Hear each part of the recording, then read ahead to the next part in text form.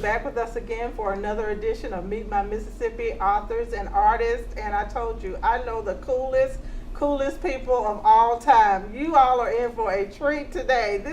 I'm just bubbling over with excitement because I get to introduce you to this wonderful woman. Tell us who you are. Hi, I'm so glad to see you again. We have fun all the time, and my name is Jo, J-O, like Joe in Little Women, McDivitt, and I grew up in the little town, railroad town of Amory, Mississippi. Absolutely. I try to go back with all of the people that I interviewed to say where we first met. We first met in Hattiesburg, Mississippi.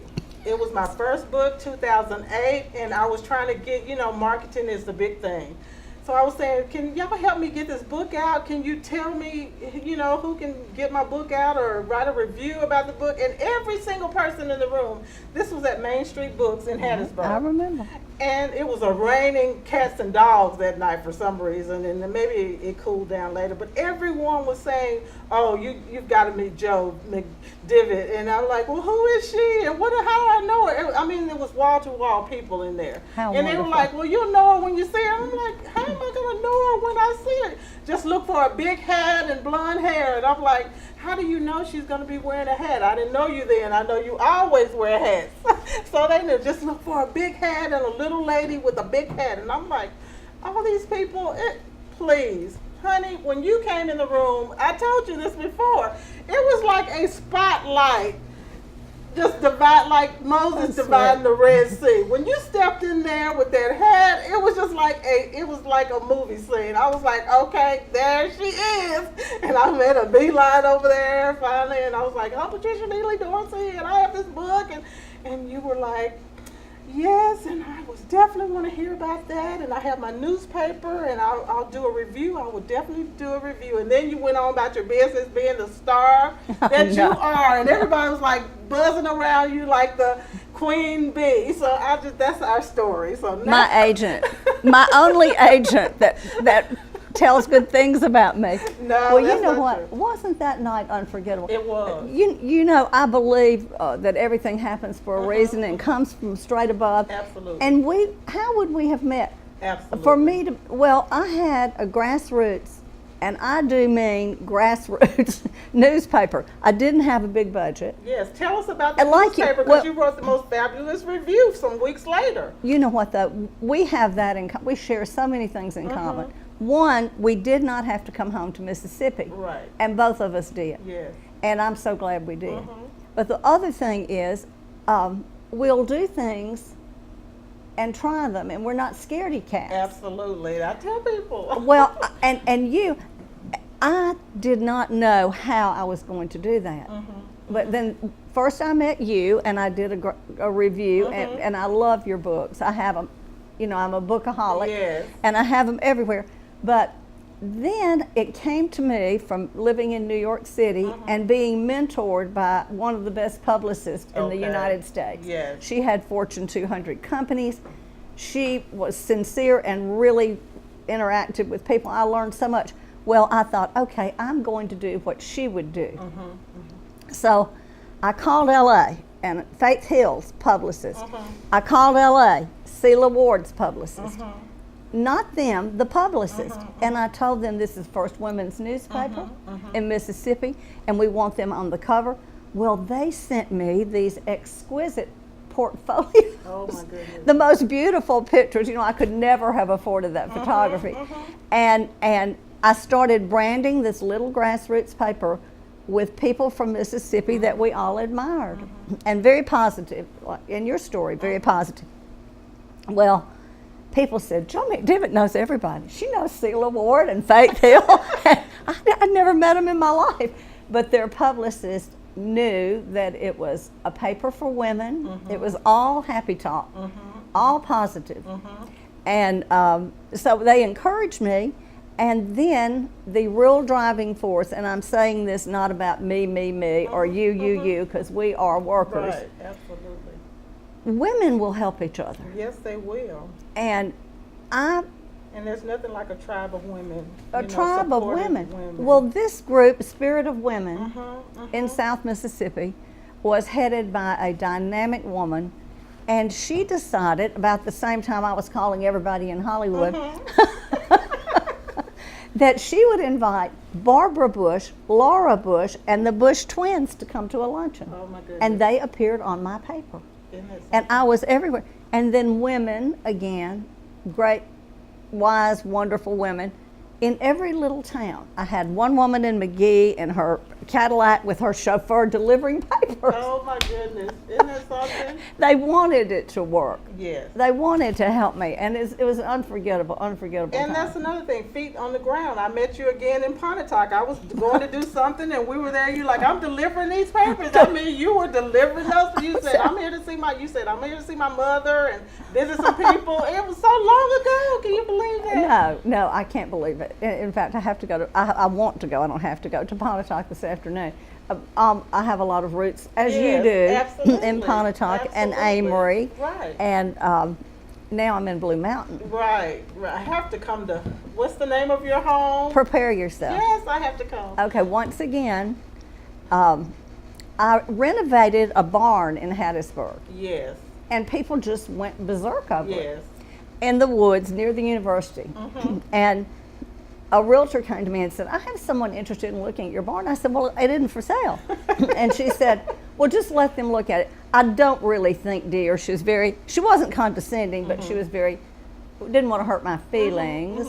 She said, it's so unique, I think it would take a year or 3 years to sell it. And I thought, these people are going to buy this barn. Sure enough, the first day, they bought Because this barn. Joe was all over it. I mean, the fabulosity. The fabulosity. 2 girls, nursing students, young women, lovely, bought this barn. And so I thought, where am I going to go? Well, I had renovated a home in Memphis, Right. that one most romantic home, Right. and everywhere, all history. So someone said to me, Jo, you will not believe the Greek Revival home that is for sale in Blue Mountain, Mississippi. And I went, in Blue Mountain? Right. In Blue Mountain. And we had talked about you got to come to North Mississippi. Remember we talked about that so many years. We did. When are you moving back up that way? You would every time I saw you, you'd tell me that. Well, anyway, sure enough, I've been there 2.5 years. Yes. And this home was inhabited by women who were educators, Oh, wow. 3 sisters. Meant for you to be there. In 1925, Oh, my Mrs. goodness. Hutchins of Hutchins House went to, like you, she exited Mississippi and had a scholarship to get her PhD from the University of Virginia. Oh, my goodness. So It was meant for you to be in there that I am. But I looked at this house, and Country Living magazine online named it the most beautiful Greek Revival. And I thought, well, I'm not going to be able to afford this. I mean, the barn sold, but, well, nobody wanted this house. Okay. Okay. The facade was magnificent. Right. It will take your breath away. Uh-huh. Okay. And then you expect to walk Right, in but the and see a inside, grand all staircase, right. but you walk in Yeah. and Harry Potter's staircase Yeah. is hidden in the corner. Yeah.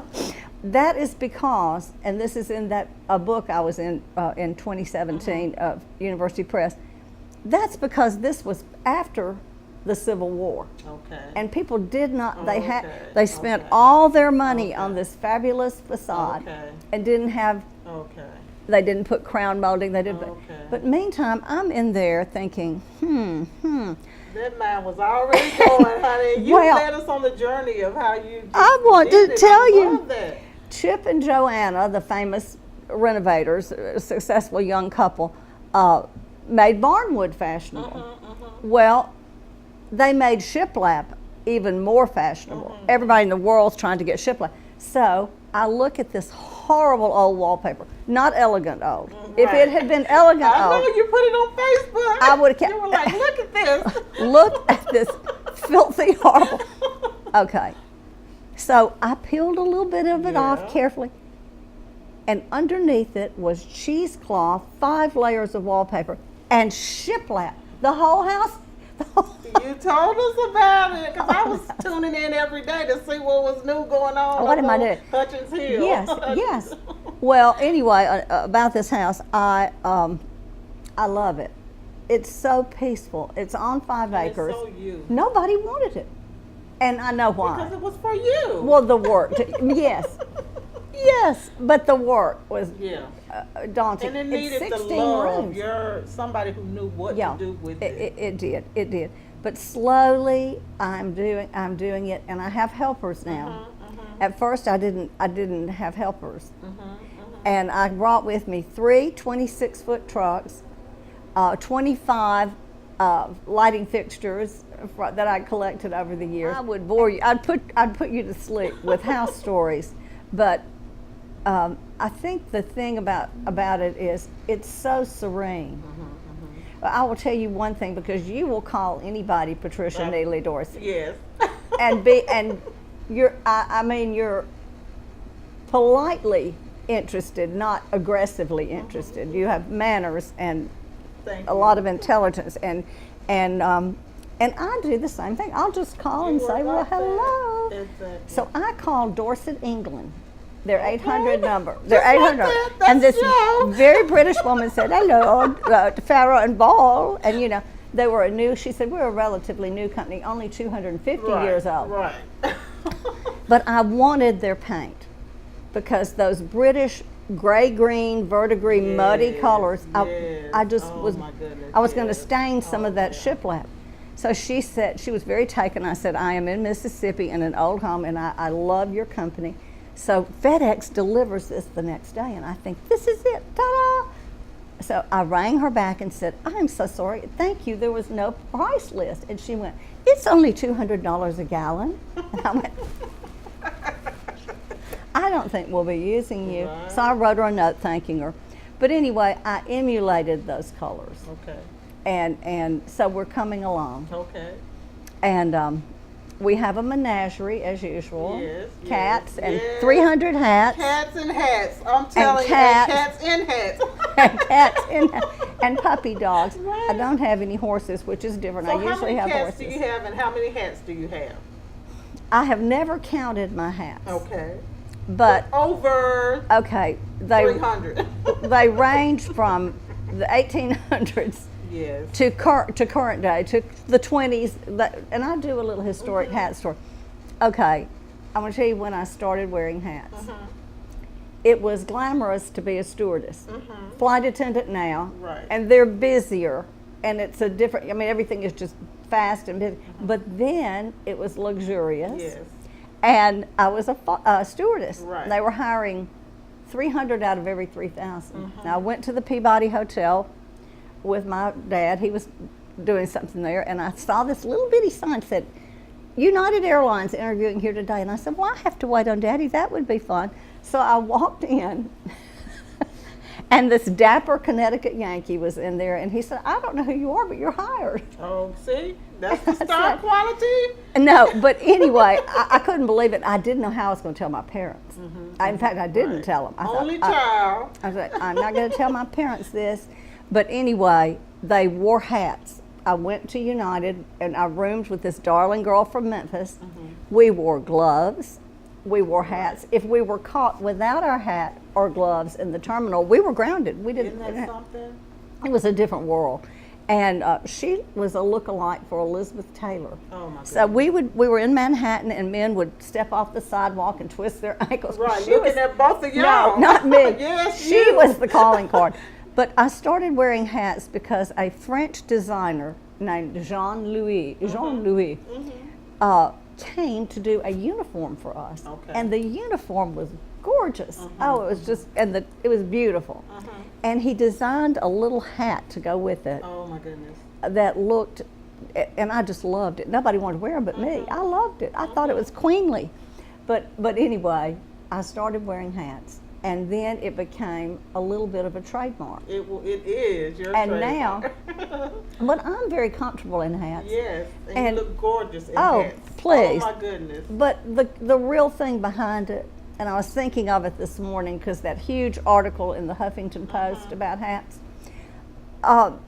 they protect your skin. Yes, and your skin is gorgeous. Oh no. So it's been protected. You well, know? It hasn't been baked in the sun. Right, exactly. And I just turned 70 a few months ago. And I'm happy to be aging. I'm just happy to be here, period, and healthy. And looking fabulous at that. No. Yes. But honestly, I tell young girls all the time, because I have a lot of I do a lot of hat history shows now, Yes. and show them, pictorials of a different lifestyle. And you'll have to come. I'm inviting you right now, and you're invited. You'll have to come, because I have authentic English tea parties. Oh, I have to come. Yes. And all of my little young friends, I Yes. have tons of young friends, and their And mothers. very young friends. You Yeah, have I have little babies. girlfriends. I have little little that. playmates, Yes, little girls. I love that. Well, they come, and I present. I have a tea library in a big English chest, and they don't just sit there or have to sit there and listen to me. It's interactive. And they'll pass the tea library to their mothers, and the mother will select, and then they understand with an English tea cup how a real cup of English tea is made. Right. And then they find it delicious. Right. Right. And so I wish I could do that every day. Oh my goodness. I know. can't, because I'm painting and pulling off Right, doing wallpaper. something. Okay, now we talked about a lot of things, so now we're going to have to go back. Tell us about going to New York, when you went to New York, what you did in your fabulous life in New York. Oh, New Tell us York. about Memphis. Tell us about coming home. Tell us about your book and your part in the anthology about coming home to Mississippi. So go. Just tell us about starting in New York. Okay. I'm going to put you to sleep, guaranteed. No, I love it. Well, as I mentioned, my roommate was from Memphis, and I knew her family, and we had a lot in common. So I did have, and New York was different then, because, well, it was as wonderful and busy. And I have, like you, I have always loved museums and art, and so we were just like sponges in New York. And of course, I ran into a passenger in first class and married him. Yes, I did. yes, and he was gorgeous. Not overnight. I didn't marry. Right. Yeah, there was a courtship. Right. A nice Jewish boy from New York. Okay, he was at Brown, and of course you know these And I Ivy League wanted to go to schools. Brown so You bad. could have gone to I Brown. wanted to go to Brown so bad. I told my father, if I can't get into Brown, I'm not going anywhere. I didn't get into Brown. It's Yeah. you're Rhode Island. smart, but it's tough. It's tough. Even It is then. it is excruciatingly tough. to But, get in well, you Brown. know, I consider Brown one of the new Ivy Leagues. Yeah. But Not it new, is but like when- all of the president's kids and stuff, and all the who went Yeah. to Brown. So That's true. it is. It's a very elite school. Well, he went to Brown, Okay. so he was not pretentious at all, and his uncle was a very famous concert pianist, Okay. Seymour Bernstein, and Seymour Bernstein, I'm still friends with him, was just honored. They closed Columbus Circle in New York because he is a virtuoso pianist. So I had that exposure Okay. and all of that, and he became, not by trade, this was not his aspiration, but he became a Calvin Klein's jeans model. Right. And the fee was astronomical, and there he was over Times I told Square. you he was gorgeous. Over Times Square, and there we were, and women were just fools about him. Yes. It was so much. But you know, I am, one thing I do like about me is I can look back at things with such a good how much I Exactly. learned, and Right. I have no recriminations Yeah, about it. about any of it. But Absolutely. he married a nice Jewish girl. This is too much information. And they are perfect for each other. And they're happy. And he became the president of Walmart. What? Look, now I'm telling the truth. Y'all are going to say, Joe, you're in Blue Mountain painting, and look at these poor little fingernails. And he's living in Sarasota on the water, retired. Right. But no, this is lovely. I am still friends with his whole family. Isn't that wonderful? It That's is. beautiful. That's beautiful. It is, and I'm so happy And for everything him. is as it should be. Yes. You know, it just works out the way, you know. Couldn't make it up. But right after I married him, I was introduced to a publicist on Madison Avenue Right. named Nikki Singer. She was a New York judge's daughter, and she had clients like the London Economist, wines of Italy, wines of Bordeaux, Romanov caviar. And she said to me, we met at a dinner, and she said, I'm looking for an intern. And I kind of thought, intern? I'll starve to death. But I did it. I did it. Oh,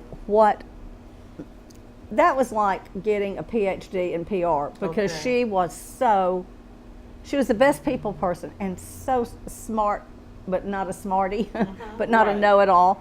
And of course she had those clients because she had this aura she could produce, and she just allowed me to go along with her, and we just did so many things in Italy and everywhere. Oh, and my goodness. I mean, it was unbelievable. Your life is unbelievable. I mean, I just want to touch the hem of the garment. I'm so glad to know you. Oh, please. It has just enlightened my life. I mean, it enhanced my life. You know what I mean? Just to know you. Well, we motivate each other, because I know wherever you are every day, you are out there doing for Mississippi. Always celebrating the South and promoting the positive Mississippi. And I'll never forget this, because you said one of your friends kind of took you aside one day and said, is she for real with that stuff? You know, because people just don't believe that. They just can't believe. Well, you're credible. That you're real about it. That I really, this is my passion. I am in love with my home. I'm in love with Mississippi. It. And people try to talk me out of it all the time. They're like, really? Well, well, the media has not been kind to Mississippi. Exactly. But let's just put that over here for a minute. Right. When people do this to me, and I go to New York every year, I'm going in May, I go on Mother's Day. Last year, now this is a Mississippi story, I wish you had been with me. The Pierpont Morgan Museum, probably the third most famous in the world. Right. They are so ahead of every museum in the world on marketing. They have hired a French chef. They have a French restaurant that is pristine inside it. They have musicals there all the time. But they've also made the French food available to people that do not have a $1 million budget. It's for the people, and it's out of this world. Well, they featured Tennessee Williams, Mississippi's. Wow. A whole floor dedicated to Tennessee Williams. Oh, my goodness. And it was Mother's Day, and it was packed, and the women did have on hats. Excuse me. And I could hear, I was by myself. I mean, I do travel by myself. And people say, we don't want to go to New York. And I'll say, okay, bye-bye. Right. Anyway, I could hear the New Yorkers and the people around me talking about this luminary from Mississippi, talking about Tennessee Williams. And I heard one woman with a wonderful little East Coast accent say, you know, all those Mississippi people have crazy mothers. His mother was crazy. His mother was histrionic. I stood there and I thought, I'm going to listen to all of their input about Mississippi, which you would have loved. Exactly. And so when I came home, I started to think about this, and I'll just give you this little teeny-weeny teaser, because I'm not supposed to talk about it. The Glass Menagerie by Tennessee Williams opening line, in a big white house on a hill in Blue Mountain, Mississippi. Oh, my goodness. Amanda Wingfield received 17 gentlemen callers every Sunday afternoon, and I went, this is the only big white house on a hill. Oh, my goodness. And so I wrote a story. Okay. And maybe you'll have me back in October. Yes, that's a teaser. That book is coming. Yes, you're coming back. I could not believe it. But you see, with you, you're like a domino effect person. You'll do something like the gentleman that was here before me that was so polite, and then somebody else, and then somebody else, and then you just stitch, you weave a quilt of people. And then in February, and I've bragged about this, I can brag about other people, certainly not me. I was so tickled that you received the Goodwill Ambassador. Explain that for the state. In 2015, the governor, he proclaimed Governor Bryant proclaimed me as a Goodwill Ambassador in 2015. Yes. You did not need that to make what you do worthwhile, but you deserve that Thank honor. you so much, and it just meant so much to me because that's something that I've always been doing anyway. I proclaimed myself a goodwill ambassador. So half of my friends in Boston called me Mississippi, and the other half called me Tupelo because they knew when they saw me coming, it was going to be all about Mississippi. But Tupelo, your family's still in Yes, Tupelo. absolutely. You have a brother in Jackson. My brother's in Tupelo. Oh, is he in He's Tupelo? Assistant district attorney, yes. did And my not know dad that. is a retired physician. Right. And my mother's a teacher, retired teacher. My dad's 86 and my mom's 83. And so I'm a driving Miss Daisy kind of person. That's what Isn't I that do. wonderful? Take them to doctor's appointments and. But so to that's what I still do. Yes. be with them and have them is just really wonderful. But I'm glad to be home, and you are Yes, too. absolutely. And you need to be here to show the fabulosity that came from here, went away, and came back. Our kids need to be able to see that, and the young kids that you I call it mentoring because they're around you and say, wow. Well, sometimes they say, the well. limit. I mean, they have to say, wow. You know, to look at you and see the life that you've lived, and you came from Amory, Mississippi. I know. You know what I mean? A lot of people, well, you know, Sam Haskell came from Amory. Exactly. A lot of Amory people left and came back and did wonderful things for the town. But, you know, when I was 14 in Amory, I had a newspaper column. Yes. And the newspaper there, that was back when nobody was online. Right. Everybody loved the print. paper, Get that right, paper. yes. And the owner of the paper, I know you know Ruby Dale Harden. Oh, yes. Well, it was her Yes. uncle. Oh, It was her okay, uncle, Theron okay. Harden. And that was like working for a cross between Ebenezer Scrooge and, but he was so Good at what he dedicated. did. He was so good. And so he would tell me, he taught me about deadlines. I was 14 years old. Okay. I mean, he meant it. If I did not have that column ready Okay. so long, all the other people in town wanted to write that Wow. column. And so I really learned a lot from that. And I realized, now this is crazy, the power of the press. Yeah, absolutely. I mean, I don't care if you have a flyer and it goes to a zip code Absolutely. and it's well done. Absolutely. It can do wonders. Well, and then And I go went on places. and wrote, you know, after that Yes, I just yes. wrote. So now tell us about what your mom and dad did. They had a store in Amory. Tell us about that. Well, here's the deal. Do you remember dime stores? Yeah. Oh, yes, of course. Okay, 5 and 10 cent stores. Yes. All right. I had a power job. I was in charge of the candy Oh, my counter. goodness, yes. The I- candy you counter. wrote And that all one. these little kids would say, "Could I just have one more orange slice?" And I would say, it was unbelievable. But Daddy made us mind, and of course, customer service was. Right, Now, the Waltons, Sam Walton had the same dime store that Daddy had. The Walton brothers in Arkansas. That's how they started with it. Yes.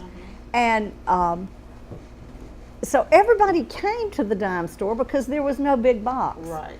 Right. And then next door to it was the drugstore. And it was the Cutcliffe family, and everybody was nice to their customers. We opened doors for Okay. people. We carried packages to the cars. I mean, at a dime store and a drugstore. Absolutely. So every month next door at the drugstore, I took ballet and I rode horses and I did all the nice things and wrote my column. But Daddy insisted that we both worked. He worked to buy his first car, Okay. and he became the head of the Mississippi Board of Pharmacy as Oh, a my pharmacist. goodness. He, Wow.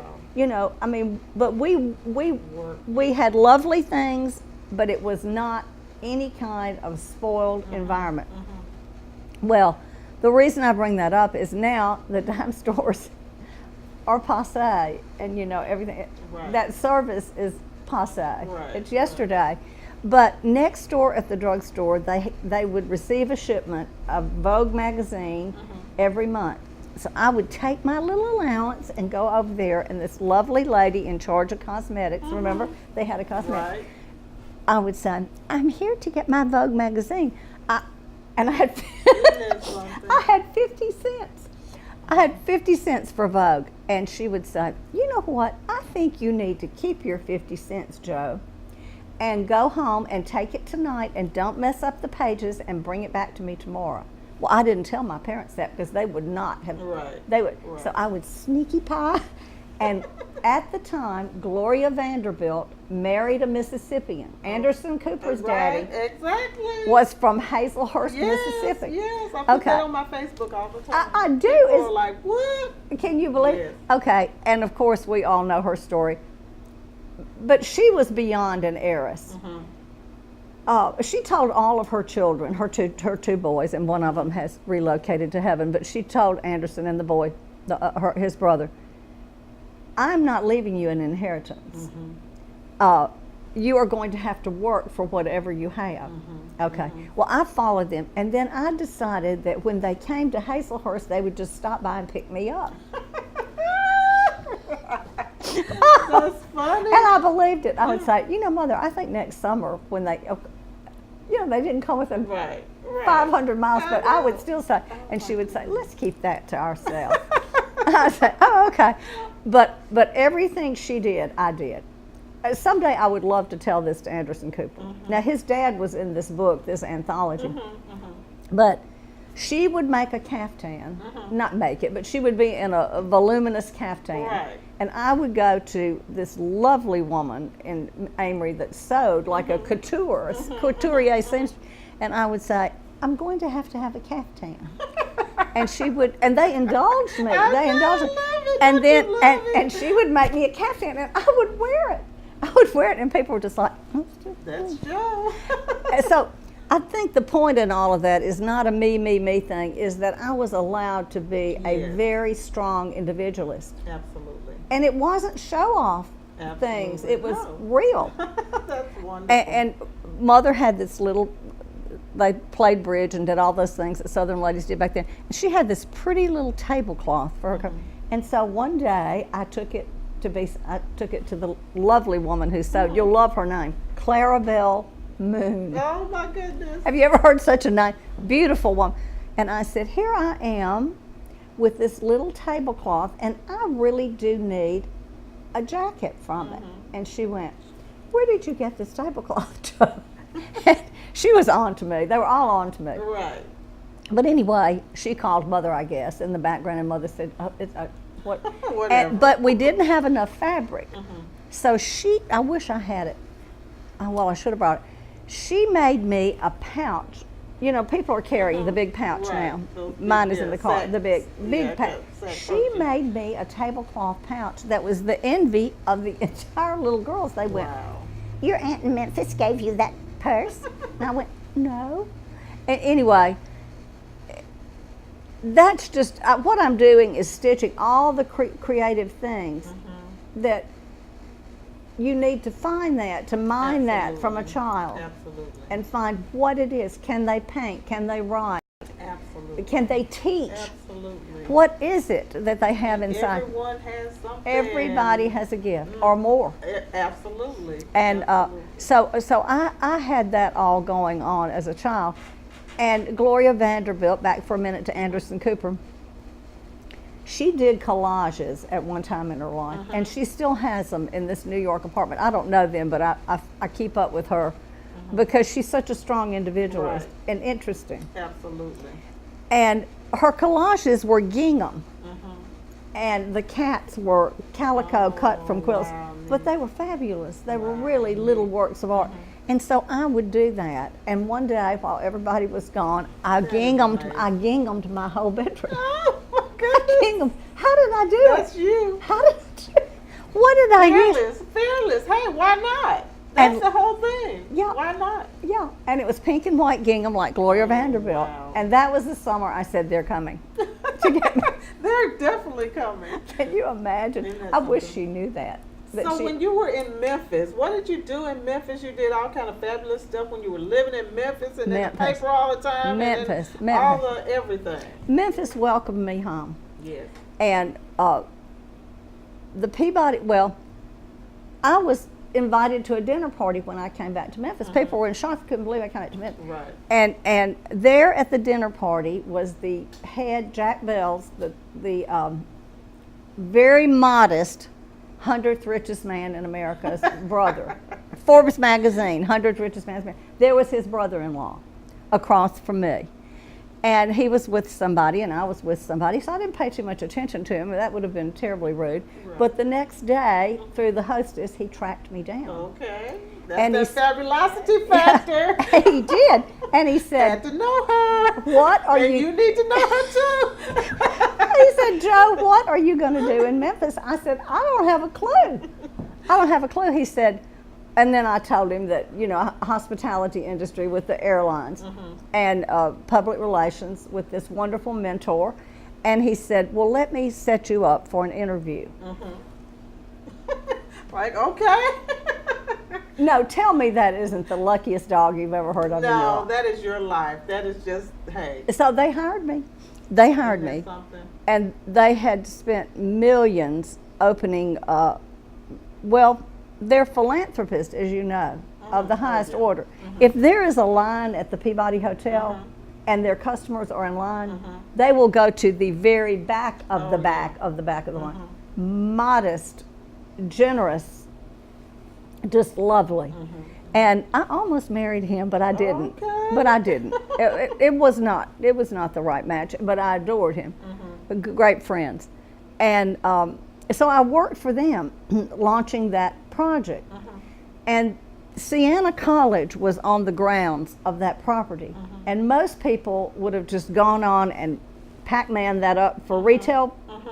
But he saved the grounds of Siena College. And we had sculptors from Italy. We had What a fabulous life. the most, he has warehouses of like museums. Yes, absolutely. And so one day, one of them, not them, but one of the people working with me said, "Jo, we're going to get to go to one of the warehouses and furnish our offices." I said, "Don't tell me. Don't tell me that." Yeah, don't tell me that. "Well, may I go first?" And they went, "Well, Jo, the warehouse is 35,000 square feet. Exactly. We can all go." Right. And I went, okay. I could hardly sleep that night. I know. So I popped up out of bed and we went to this warehouse. And I chose a beautiful Asian porcelain, a gorgeous, exquisite leather desk chair, beautifully carved, and a desk that was a partner's desk from England. Okay. And everybody else just chose what they wanted, and I didn't care what they wanted. Right. And so they delivered mine, and the next day the phone rang, and this very nice voice said, "Jo, we're going to have to pick up the things you picked up." She got the best of the best, and they're mine. They're my office stuff. At the warehouse. So they came and got my stuff, and I just was ordinary. They let me keep one little painting. Right. But that was fun. And then at the time, social marketing. Well, today, Patricia, you are the best social marketer. You know how to do it. But then, social marketing was like a little ant. It was nothing. Right. Because still the internet was on, but it wasn't exploding like it is. Okay. So I started socially marketing for Race for the Cure in Memphis. That was one of the first things. And then for Made of Cotton, and they changed it brilliantly from MAID, Made of Cotton, with Miss Lottie Dye, to MADE. This is cotton. It is a crop. It is white gold. People work. Yes. And I love that kind of thing. That's my kind of thing. Yes. And so we did fashion shows, and I would do a fashion show, and let me say, social marketing, fashion show at the Peabody, beautiful models, not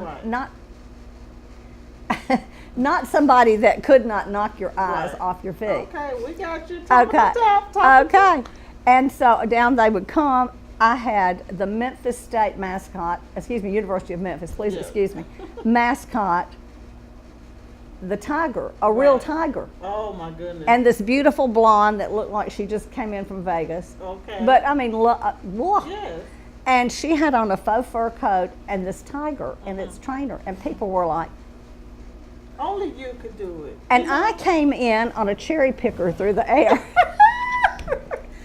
Fabulosity. You can't tell you? But forget the antics. Women would leave. We had 2,000 in the ballroom of the Peabody, and women would get up And I said, look, we've got to sell these things. They want to buy them right now. Let's not even get them out to the stores. Exactly. Open a boutique back here. Right. Okay. And see? they were tearing each other's hair out to get Okay. those clothes. So that was very successful. Well, I do have to have an income. I'm, very comfortable, but I have, we all have to have an income. Right. And I like working for an income. So I was hired away from them to the shops of Saddle Creek when they opened. Oh, yeah. And they had a faux pas in business where they made it so, well, the tenant mix was brand new for Memphis. It wasn't like Rodeo Drive Right. or any of the, high-end shopping areas. Or it wasn't like the Rue de Cambon in Paris.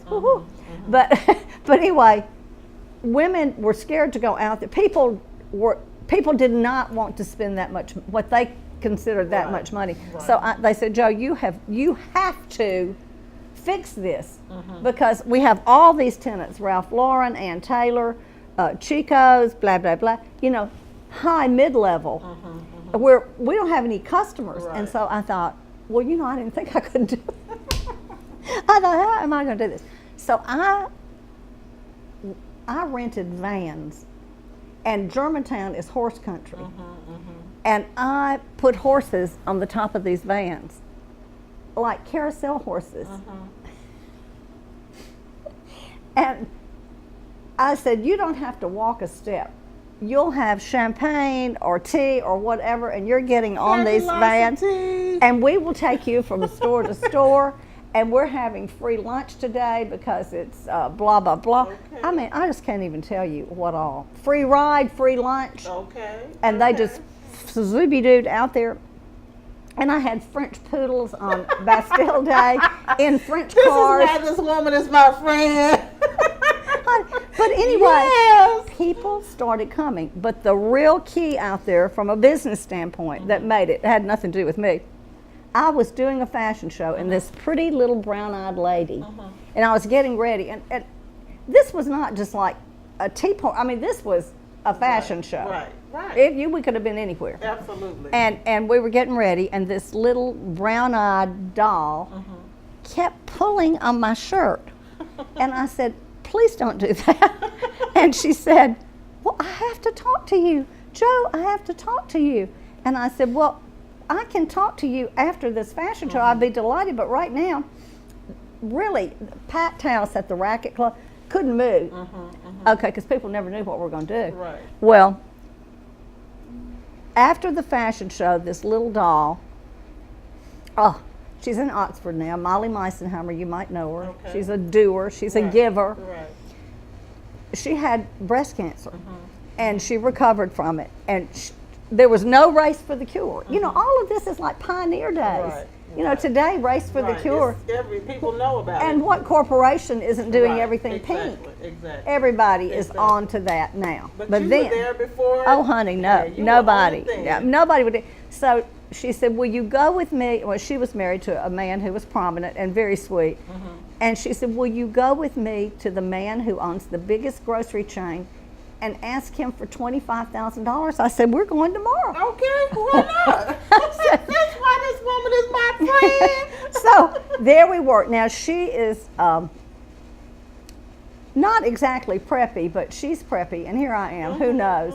If I had been out, I'd have on a boa. I don't know. Right. So I said, "Okay, you pick me up, and we're going." And so we went.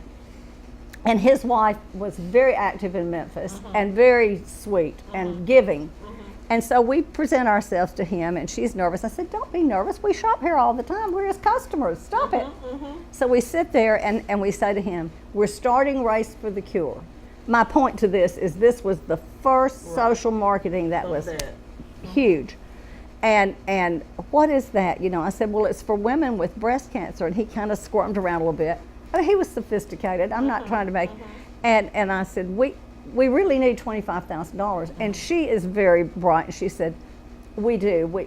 Our startup has to be 25,000 because we want to have 10,000 women." You're not going to believe how many we had. But anyway, so there we are. And I decide that we have to have this at the shops of Saddle Creek because that will really bring that place home to, hey, everybody's welcome. We all have somebody with breast cancer that has just killed us. Right.